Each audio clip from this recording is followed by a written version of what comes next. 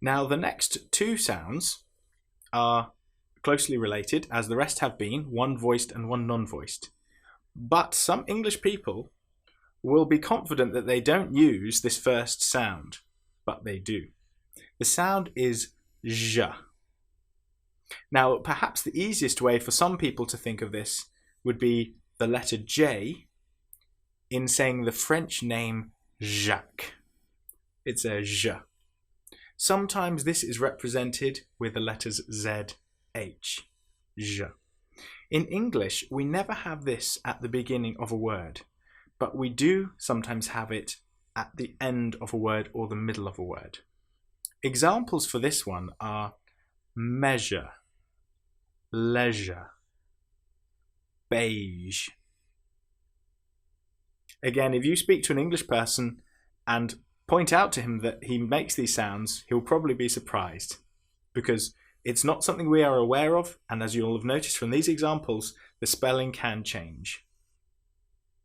The second sound is sh. Now, with the j, we engage our vocal cords. With sh, we don't.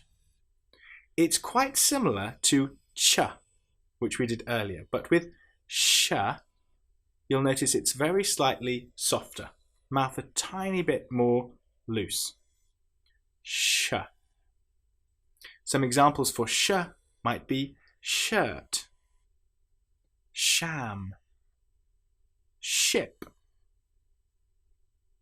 This sound is most of the time produced by the letters S and H put together. Sh. That is how we would normally represent it. But sometimes we, as always in English, we have exceptions.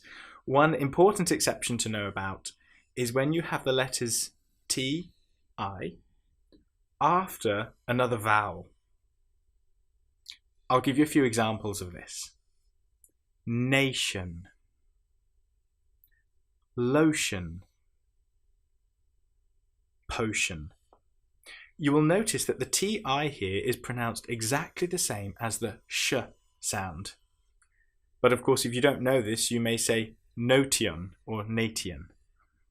You probably know these words, which will help you to recognize that this sound can be produced by the TI sounds as well. So we've learnt about j and sh. Let's go on to our next set of letters.